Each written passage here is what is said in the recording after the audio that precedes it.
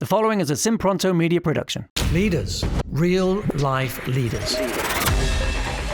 Hey guys, this episode is from the Grow and Scale Now Summit, where top entrepreneurs and leaders are going to help you take your business to the next level. To get your free ticket, go to growandscalenow.com. Now to the episode. Hey guys, welcome to today's episode. And we have Kevin Bupp with us. And today our topic is how to generate cash flow and legacy wealth through commercial real estate investing. So welcome, Kevin. Tell listeners a little bit about yourself to start.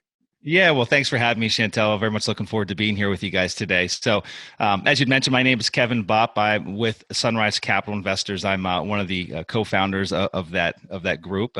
We are commercial real estate investors with a specific focus in two asset classes. The first one being manufactured housing communities, so AKA mobile home parks, and the other being parking lots and parking garages. And so what our company essentially does is find underpriced or undervalued assets in major MSAs across the country, and then basically align ourselves with partners that are looking for, to create long-term legacy wealth and cash flow with their capital, and ultimately deploy it into those, recession-resistant assets. And we own communities in 13 different states here in the U.S. and parking assets in 18 different states. And so that is our business.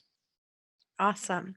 So let's talk a little bit, because I know everyone who's going to be listening to this is going to say, okay, well, is now the time for me to start looking into commercial real estate because everything that's going on with COVID-19. So let's talk a little bit about how some things you guys have even talked about right now of how to pivot during this time.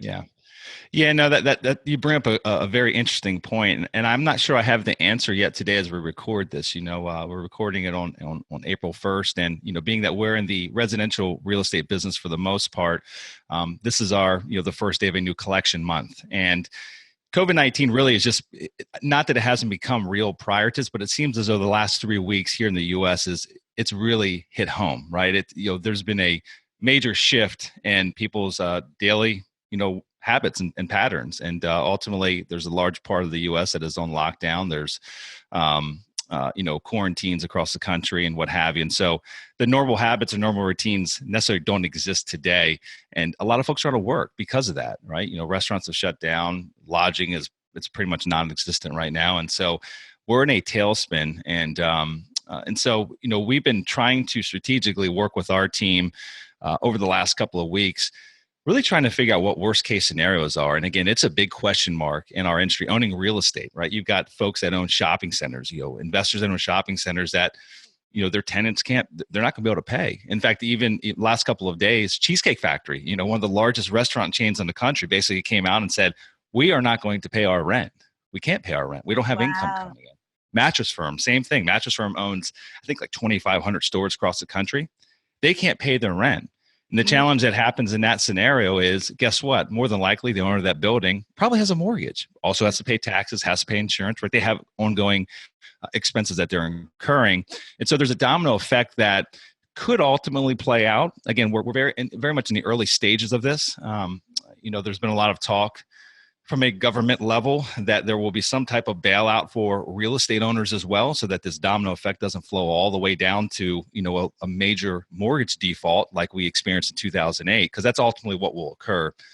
If owners of property, whether it be shopping centers, manufactured housing communities like us, apartment buildings, office buildings, restaurant buildings, if they can't pay their mortgage, guess what? The banks are going to get the properties back and they'll get a major influx, and the entire system will implode. And so, again, there's just lots of unknowns right now. And so, again, what we've been doing as a company, we've been trying to figure out what the worst case scenarios are. And it's a lot of guessing, right? We're throwing darts at a target that doesn't really exist. And really what we're trying to identify is, both on a company level, but also on a property level, what is our burn rate? Again, worst case scenarios, let's say that this week, again, April 1st is today, we're in the beginning of a collection month. Let's say that 50% of our tenants don't pay, 40%, 30%. What is the burn rate individually for each property as far as how much cash we have aside to how long we can basically survive before we start getting into a dire situation? And each property, that's defined in different ways depending on what kind of debt we have in place, what have you. And then aside from the properties, which is the kind of a very much worst case scenario for our company, is at what point in time do we get in a situation where we've got to start talking about, furloughing our employees or laying them off or letting them go, that is absolutely last resort for us. We have not laid any employees off. We do not intend to. We're very far away from ever getting to that position. And so some of the other things that we've done strategically, within the company is we've stopped all unnecessary spending. And so each one of our properties, we set aside annual reserves for improvement projects, for road improvement, tree work, for renovations, many different things.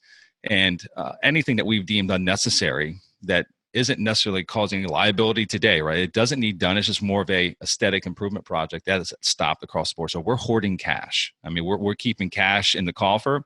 Again, assuming that a worst case scenario might play out, however, hoping for the best at the same time.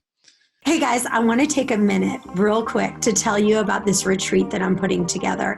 It's going to be just 10 lucky people that I'm going to select, and we are going to stay in a 5-star resort in Miami, and it's going to be pamper time. But the most important thing, I'm going to open up my books. I'm going to show you everything. You're going to leave there with my Word docs. You're going to leave with a USB drive with all the information that I've possibly done, every system in place. A lot of times you go to these conferences, you get all jazzed up, but you don't walk away with anything. You're going to walk away with this retreat with tons of systems. Go to chantelray.com/retreat to learn more. Calling all entrepreneurs, leaders, and business owners. Are you looking to grow and scale your business to help more people, increase your profits, and build the business of your dreams? Then you need to attend the Grow and Scale Now Summit, a free virtual event where you can learn from top leaders and thinkers who have grown and scaled their businesses by the millions. Unlock your potential and discover the secrets to take your business to the next level. Click the link in the show notes to claim your free ticket. Well, it's funny because I'm part of a Facebook group that has some entrepreneurs in there, and different people were writing the emails that they were writing to their landlords. And it was one after another. And this is what this was the theme of what they said. At this time, we are not going to be paying rent. Unfortunately, we are trying to keep as many of our employees as we can. And if we have a choice to pay the salaries or we have a choice to pay the rent, we are going to pay the salaries. We're trying to keep the people. And I think if you asked anyone who is a business owner, their first thing is they're going to say, I got to take care of my people, right? I got to make sure they've got money. And so if I need to defer on this rent, that's where I'm going to go. I'm not going to pay this right now. So I think and I totally get that. And what we've conveyed to our tenants is that this is not a landlord issue. This is not a tenant issue. This is a much bigger picture. Like, we're in this together. The entire country is in a dire situation. And so this isn't, tenant landlord dispute. You owe rent, you better pay it. If you can't pay it, we're going to kick you out. I mean, the communication has not been along those lines whatsoever. It's how do we work together collectively as a team? Because we're both in a really rough situation. Mm-hmm. How do we get through this together? Because ultimately, what happens is if the business that's renting that space, if they don't get through this, they have to lay people off. They potentially run the risk of going out of business. Also, in the same light, that landlord, if they don't get income from their individual tenants, they can't pay their debt. That property goes to foreclosure, and there's a good chance that property might not be any longer. Those tenants might have to move because the bank takes the property back. And again, it's a potential bad turnout for everyone involved. And so I think just as a country, as tenants, as landlords, as business owners, we've got to find a solution, a collective solution, work together, know that we're all in this deep pit trying to find the damn ladder to get out of it. And the ladder has, a couple legs or a couple steps of the ladder have presented themselves for these different economic stimulus packages and the different programs that SBA is putting out or starting to put out.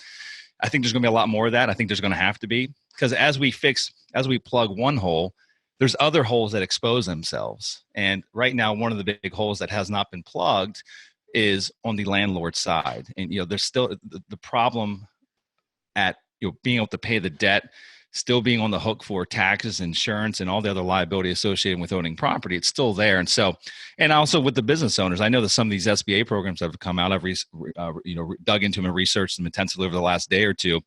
They still don't solve all the problems, right? And so again, this is working together as a country and fighting through this so that we can hopefully return to some place of normal after this is all said and done. And it's not going to be the old normal. It's going to be a new normal. Things will never go back to how they were prior to this pandemic playing out. I don't know what the new normal looks like. And we're adaptive. We're an adaptive species. So we'll work through it and we'll figure it out. And probably in 8 to 10 months, we'll forget, right? We're short. We have short-term memories. We'll forget that. We won't forget it happened. It will be a blip on the radar. We'll move with our lives, and whatever it's like then will be the new normal. And we'll keep rolling on, and that's it. We'll talk about it. That's about it. Hope you enjoyed this episode from the Grow and Scale Now Summit. Again, you can get your free ticket now at growandscalenow.com. Thanks for listening to this episode of Real Life Leadership. If you'd like to get the show notes or access more resources, log on to reallifeleaders.com/podcast to get the show notes from this episode and any other resources we might have mentioned. And also, we'd love to hear from you. Be sure to review or rate this podcast on Apple Podcasts to help spread the word. And if you have any leadership questions you want answered, email podcast@reallifeleaders.com.